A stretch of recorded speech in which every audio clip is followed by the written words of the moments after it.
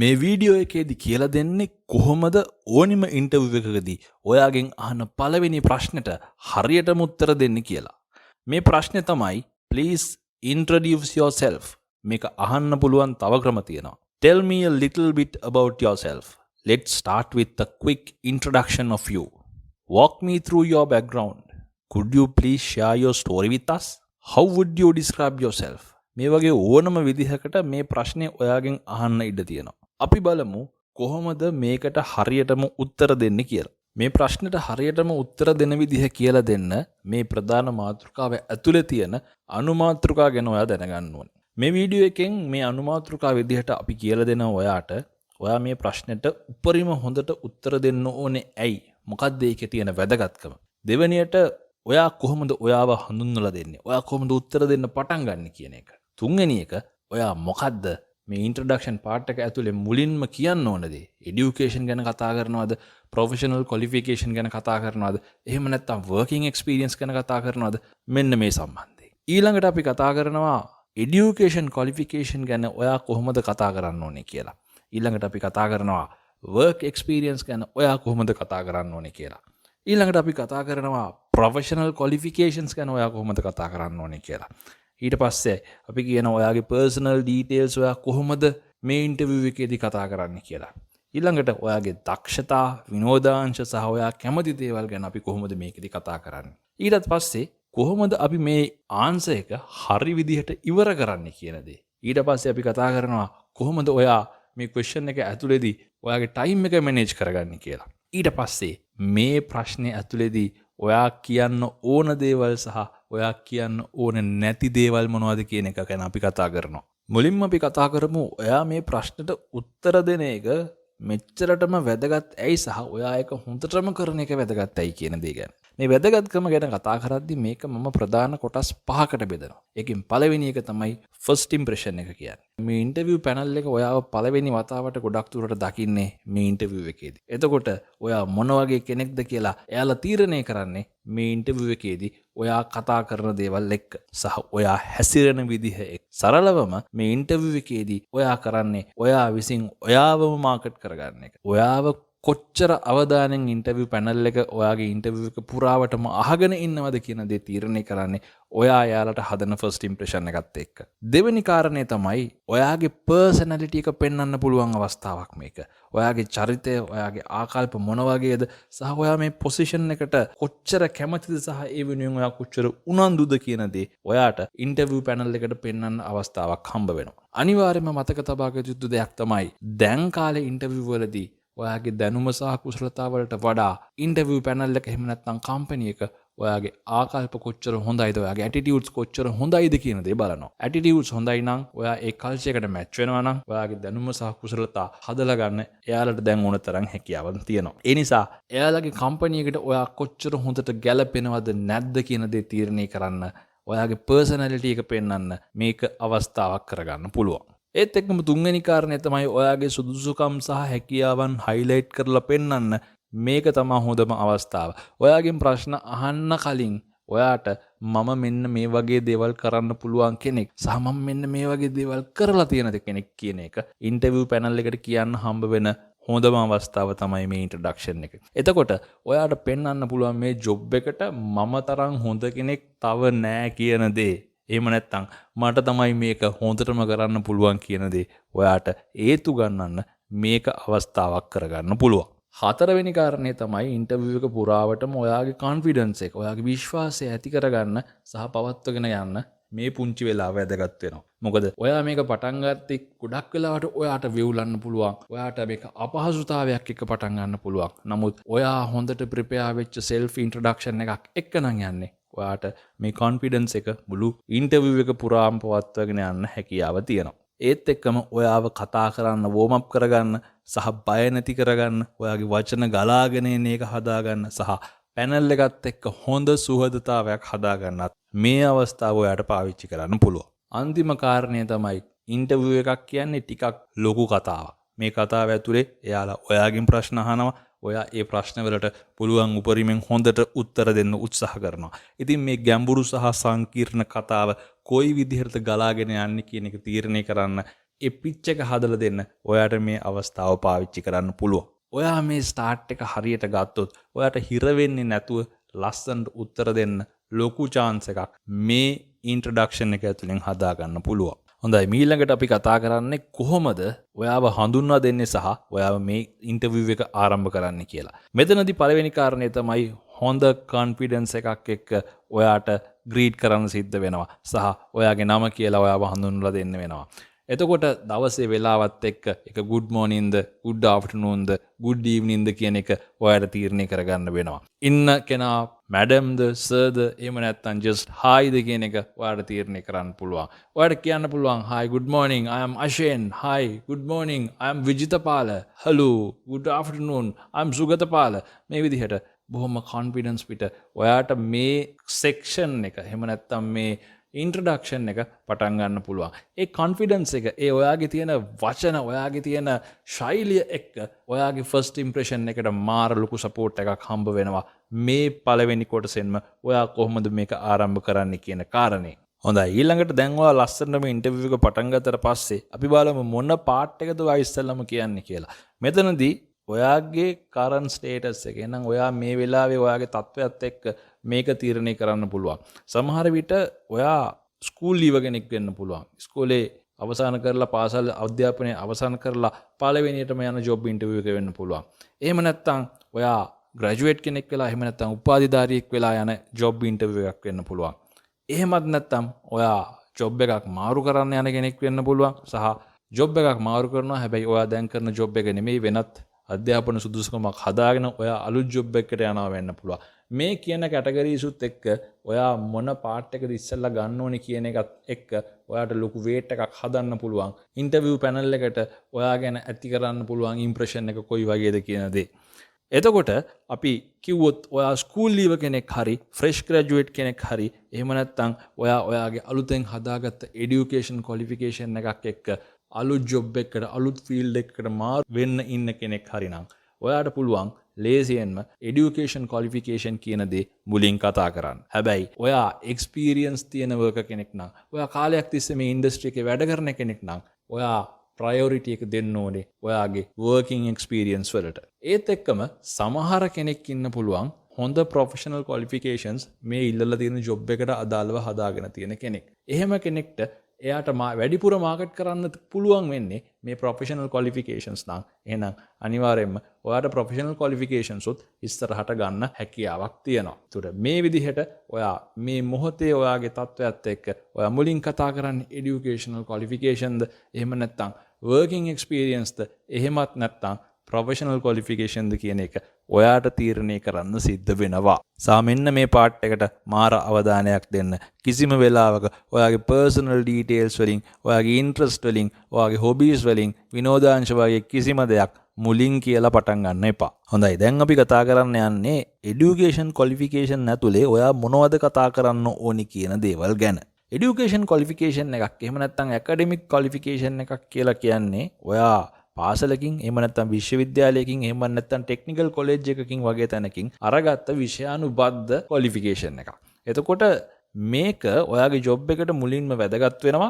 එහෙම නැත්නම් ඔයා අලුතෙන් අපි කතා කරන්නේ ස්කූල් ලීව කෙනෙක් හරි, ග්‍රැජුවේට් කෙනෙක් හරි නම් ඔයාගේ තියෙන ලොකුම ඇචීව්මන්ට් එක තමයි මේ এডুকেෂන් එක.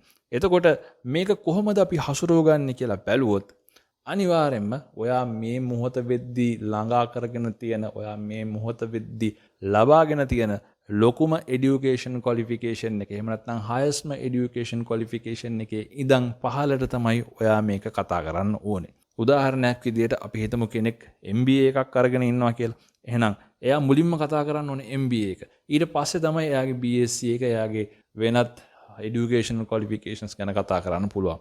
කෙනෙක් ග්‍රැජුවේට් කෙනෙක් නම් එයාගේ ඩිග්‍රියෙන් පටන් ගන්නවා. කෙනෙක් ස්කූල් ලීව කෙනෙක් නම් එයාට A levels වලින් පටන් ගන්න පුළුවන්. තව කෙනෙක් ඉන්න පුළුවන් ටෙක්නිකල් කොලෙජ් එකකින් ඩිප්ලෝමා එකක් ගත්ත, එහෙම නැත්නම් ඇකඩමික් සර්ටිෆිකේෂන් එකක් කරපු කෙනෙක්ට යන්න එතනින් එයාට පටන් ගන්න හැකියාව තියෙනවා. මේ විදිහට ඔයා ඇකඩමික් ක්වොලිෆිකේෂන්ස් ගැන කතා කරන්න පටන් ගද්දි අනිවාර්යෙන්ම ඔයා කතා කරන්න ඕනේ ඔයාගේ ඩිග්‍රී එක එහෙම නැත්නම් ඔයාගේ රිසල්ට්ස් මොනවද සහ ඒ ඩිග්‍රී එක ගත්ත ඉන්ස්ටිටියුෂන් එක මොකද්ද යුනිවර්සිටි එක කැම්පස් එක එහෙම නැත්නම් ටෙක්නිකල් කොලෙජ් එක ඔයා පාසල් අධ්‍යාපනය ඉවර කරපු කෙනෙක් නම් ඔයාගේ පාසල මොකද්ද කියන දේ කියන එක බොහොම වැදගත් වෙනවා.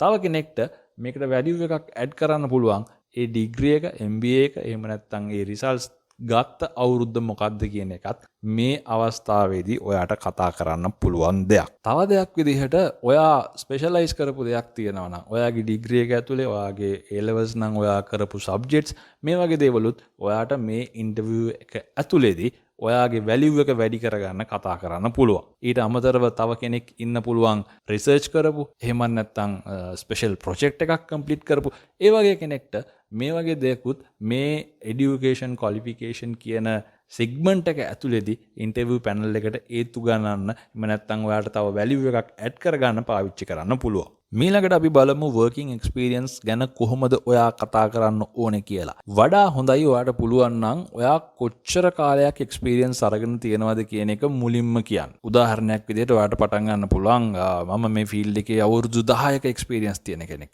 මම මේ ෆීල්ඩ් එකේ අවුරුදු 15ක එක්ස්පීරියන්ස් තියෙන කෙනෙක් විදිහට ඔයා මේ සෙග්මන්ට් එක පටන් ගන්න පුළුවන්. ඊට පස්සේ ඔයා දැන් වැඩ කරන තැන ඔයාගේ පොසිෂන් එක මොකද්ද?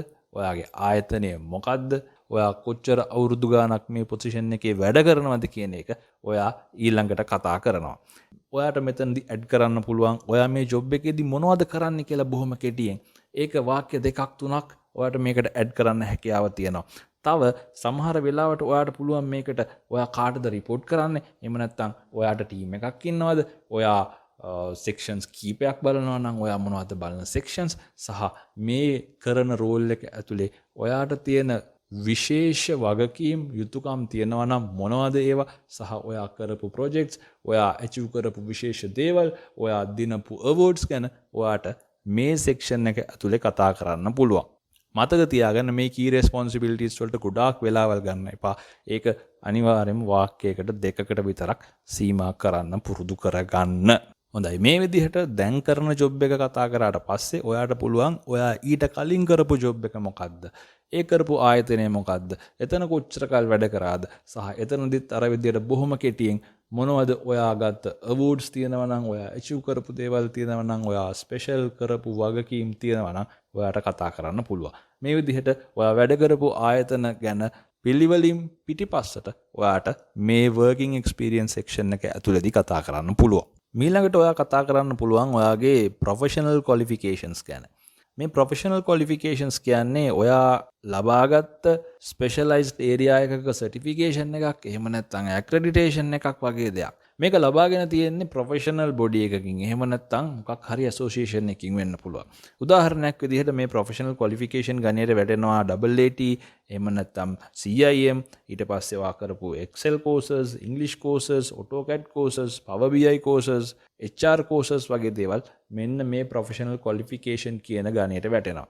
ඉතින් මේ දේවල් ඔයාගේ ජොබ් එකට ඩිරෙක්ට්ලි අදාළ වෙන්නත් පුළුවන්, අදාළ නැති වෙන්නත් පුළුවන්. හැබැයි මෙතනදී මේ ක්වොලිෆිකේෂන්ස් වලින් ඔයාගේ ප්‍රොෆයිල් එකට මාර වැලියු එකක් ඇඩ් කරනවා. ඔයාගේ හැකියාවන් දක්ෂතාවයන් ඉස්මතු කරලා පෙන්නන්න මේ සහතික මේ ක්වොලිෆිකේෂන්ස් බලපානවා. ඉතින් අනිවාර්යයෙන්ම ඔයා මේ රෝල් එකට, මේ පොසිෂන් එකට සහ ඔයාගේ කැරියර් එකට කොච්චර පැෂනේට්ද කියලා පෙන්වන්න ඔයාට ඔයා කරපු ප්‍රොෆෙෂනල් ක්වොලිෆිකේෂන්ස් ගැන බොහොම ආඩම්බරෙන් කතා කරන්න පුළුවන්. හොඳයි ඊළඟ කොටස තමයි ඔයාගේ පර්සනල් ඩීටේල්ස්. මෙතනදී පුදුම විදිහට ඔයා පරිස්සම් වෙන්න ඕනේ.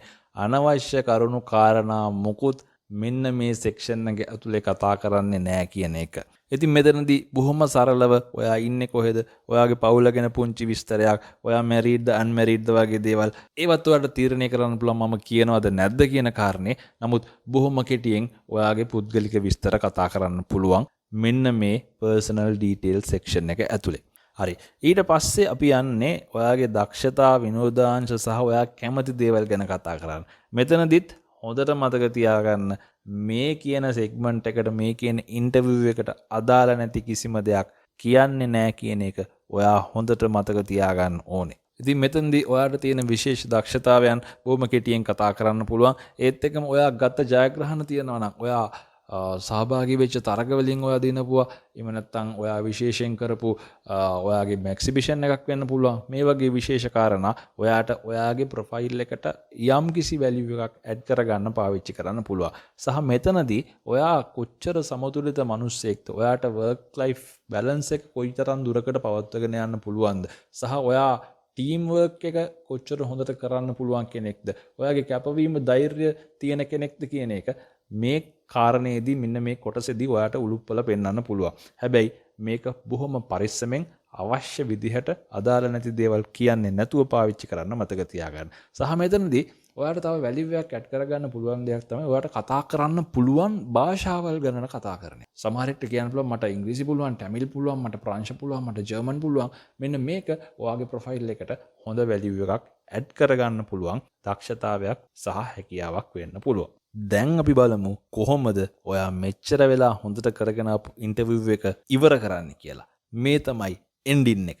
එන්ඩින් එකත් ඔයා පටන් ගත්තා වගේම හරිම කොන්ෆිඩන්ස් පිට සොලිඩ් විදිහට එන්ඩ් කරන්න ඕනේ. මේ එන්ඩ් එක දියාරු කරගන්න හොඳ නැහැ. මේ එන්ඩ් එක ගන්න පුළුවන් විවිධ ක්‍රම තියෙනවා. මම අද ඔයාලට මේ ක්‍රම වලින් ක්‍රම 3ක් ගැන කියලා දෙන්නම්.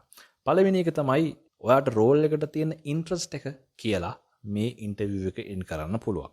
එතනදි මෙන්න මේ විදිහට that's a brief about me and I am really excited about the opportunity to contribute my skills to this role. මෙන්න මේ වගේ කතන්දරයක් කියලා ඔයාට ඔයාගේ ඉන්ට්‍රොඩක්ෂන් පාර්ට් එක අවසන් කරන්න පුළුවන්. තව කෙනෙක්ට පුළුවන් කොහොමද ඔයාගේ ස්කිල්ස් මේ අලුත් කම්පැනි එකට වැදගත් වෙන්නේ කියලා ඔයාගේ පාර්ට් එක ඉවර කරන්න. ඔයාට පුළුවන් අපි උදාහරණයක් විදිහට ගත්තොත් ඔයා මාකටිං කරපු කෙනෙක් නම් ඔයාට කියන්න පුළුවන් within my background in marketing I believe I can add value to your team. මෙන්න මේ වගේ කතාවක්. තව කෙනෙක්ට පුළුවන් ඊටාම ආචාරශීලී විදිහට මෙන්න මේ විදිහට ඉවර කරන්න. That's a little bit about me. Thank you for the opportunity to introduce myself. මේ වගේ පාර්ට් එක ගනොත් ඔයාට ඊටාම ආචාරශීලී විදිහට ඔයාගේ ඉන්ට්‍රොඩක්ෂන් පාර්ට් එකේ එන්ඩ් එක ගන්න පුළුවන්. හරි. ඊළඟට අපි කතා කරමු කොහොමද මේ ඉන්ට්‍රොඩක්ෂන් පාර්ට් එක ඇතුලේ ටයිම් එක මැනේජ් කරගන්නේ කියලා. මේ ඉන්ට්‍රොඩක්ෂන් පාර්ට් එකට ඔයා ගන්න ඕනේ විනාඩි 1:00 2ක් අතර කාලයක්. මීට වඩා කීයටවත් මේකට වෙලාව වැය කරන්න එපා. එතකොට මේ විනාඩි 1:00 2 අලුත්ම කෙනෙක්ට නම් ලොකුවට එක්ස්පීරියන්ස් නැති කෙනෙක්ට නම් මේක විනාඩි 1:00කට අඩු වෙන්නත් පුළුවන්. නමුත් ඔයා කොච්චර හොඳට මේක ප්ලෑන් කරනවද කියන එකත් එක්ක අර අපි කතා කරපු ෆස්ට් ඉම්ප්‍රෙෂන් එක, කොන්ෆිඩන්ස් එක සහ ඔයාට ඔයාව මාකට් කරගන්න පුළුවන් හැකියාව මේ විනාඩිය 2 ඇතුළත ඔයාට ඉන්ටර්විව් පැනල් එකට පෙන්වන්න හැකියාව තියෙනවා. ඉතින් මෙතනදී ඔයා වැඩි බරක් දෙන්න ඕනේ ඔයාගේ ෆස්ට් පාර්ට් එකට. ඒ කියන්නේ ඔයා ඔයාව හඳුන්වලා දීලා ඉවර වුණාට පස්සේ ඔයා এডুকেෂන් ගැන කතා කරනවද? එහෙම නැත්නම් වර්කින් එක්ස්පීරියන්ස් ගැන කතා කරනවද? ප්‍රොෆෙෂනල් ක්වොලිෆිකේෂන් ගැන කතා කරනවද කියලා මුලින්ම අපි තීරණය කරානේ. අන්න ඒ පොයින්ට් එකේදී ඒ කතා කරන ෆස්ට් පාර්ට් එක තමයි ඔයාගේ ප්‍රොෆයිල් එකේ තියෙන බරම පාර්ට් එක. මේ බරම පාර්ට් එක ගැන ඔයාලට ටිකක් බර කරලා ටිකක් වෙලාව අරගෙන හොඳට පැහැදිලි කරලා කතා කරන්න පුළුවන්. එතකොට මෙතනදී සාමාන්‍යයෙන් ඔයාට විනාඩි නෙමෙයි තප්පර 30ත් 45ත් වගේ අතර කාලයක් මෙන්න මේ කෑල්ලට ඔයාට අයින් කරන්න පුළුවන්. ඊට පස්සේ ක්‍රමයෙන් තප්පර 20ත් 15ත් අතර ප්‍රමාණයක් ඔයාට ඊළඟට ඔයා කතා කරන දෙවෙනි පාර්ට් එකට ඔයාගේ ප්‍රොෆෙෂනල් ක්වොලිෆිකේෂන්ස් වලට වෙන් කරන්න පුළුවන්.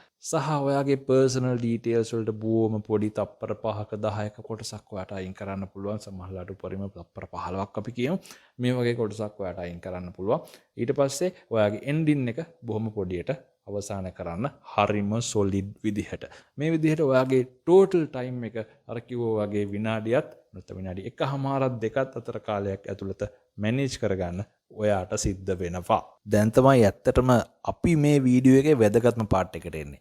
මෙතනදී අපි කියලා දෙනවා මොනවද මේ ඉන්ට්‍රොඩක්ෂන් පාර්ට් එකේදී ඔයා කියන්න ඕනම නැති දේවල් කියලා. පළවෙනි එක තමයි ඕනවට වඩා ඔයාගේ පුද්ගලික තොරතුරු කියන්න යන්න එපා. ඔයාගේ අම්මා තාත්තා ගැන, ඔයාගේ තියෙන රිලේෂන්ෂිප්ස් ගැන, ඔයාගේ පොලිටික්ස් ඇජෙන්ඩාස් ගැන, එහෙම නැත්නම් ඔයාගේ ඉන්න සහෝදර සහෝදරියෝ ගැන මේ කාරණා කිසිම වෙලාවක ඔයාගේ කම්පැනි එකට අවශ්‍ය දේවල් නෙමෙයි. ඉතින් ඒ හින්දා මේ කාරණා මේ පෞද්ගලික තොරතුරු ඔයාගේ ඉන්ට්‍රොඩක්ෂන් පාර්ට් එක ඇතුළට එන්න ඕන දේවල් නෙමෙයි. දෙවෙනි කාරණේ තමයි ඔයා කලින් වැඩ කරපු තැන්වලට කීයටවත් බනින්න යන්න එපා. ඔයාව එළවුවා වුණත් ඔයාට එතන ඉන්නම බෑ කරලා බැරි තැනකට පත් කරලා තිබුණා වුණත් කීයටවත් එතනට බනින්න යන්න එපා. තුන්වෙනි කාරණේ තමයි අදාළ නැති හොබීස් එහෙම නැත්නම් ඔයාගේ තියෙන පුරුදු මේ ඉන්ටර්විව් පැනල් එකත් එක්ක කතා කරන්න යන්න එපා. හතරවෙනි කාරණය salary expectation. එහෙම නැත්නම් ඔයාට පඩිය කොච්චරක් ඕනද කියන එක කතා කරන්න මේ ඉන්ට්‍රොඩක්ෂන් පාර්ට් එක පාවිච්චි කරන්න එපා.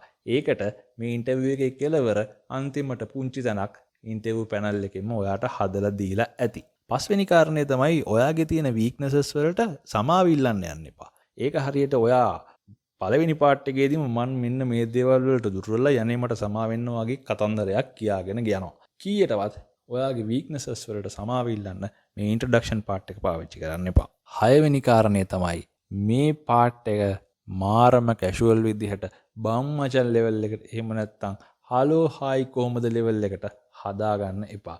මේකින් ඔයා කොච්චර ප්‍රොෆෙෂනල් විදිහට ඔයාට දෙයක් හැන්ඩල් කරන්න පුළුවන්ද කියන දේ මේ ඉන්ටර්විව් පැනල් එක මනිනවා. ඒ හින්දා මේක ප්‍රොෆෙෂනලි හැන්ඩල් කරන්න. අවසාන කාරණේ ඔයා එයාලට ලස්සනට හදලා යවපු CV එකම කියවන්න හදන්න එපා මේ පාර්ට් එකේදී. ඒකේ අකුරක් නෑර කියවන්න ඔයා ඕනේ නෑ. මොකද ඔයා ඒක කලින් යවලා තියෙන්නේ. ඒ හින්දා ඒක කියවන්න පටන් ගන්නත් එපා. හොඳයි. මේ වීඩියෝ එක පුරාවටම අපි කතා කරා කොහොමද ඉන්ටර්විව් එකකදී ඔයාගෙන් අහන පළවෙනි ප්‍රශ්නේ please introduce yourself කියන ප්‍රශ්නෙට හරියටම උත්තර දෙන්නේ. ඒ වගේම එතනදී ටයිම් මැනේජ් කරගන්නේ සහ ඔයා කියන්න සහ නොකියන්න ඕන දේවල් මොනවද කියන කාරණේ. ඉතින් මේ වීඩියෝ එක දෙතුන් පාරක් හරි බලලා මේ දේවල් හොඳට ඇඟට පත්තියම් කරගෙන ඔයාගේ ෆස්ට් ඉන්ටර්විව් එකෙන්ම ඔයා බලාපොරොත්තු වෙන ලෙවල් එකේම ජොබ් එකක් ලැබෙන්න කියලා අපි ප්‍රාර්ථනා කරනවා. ජය වේවා.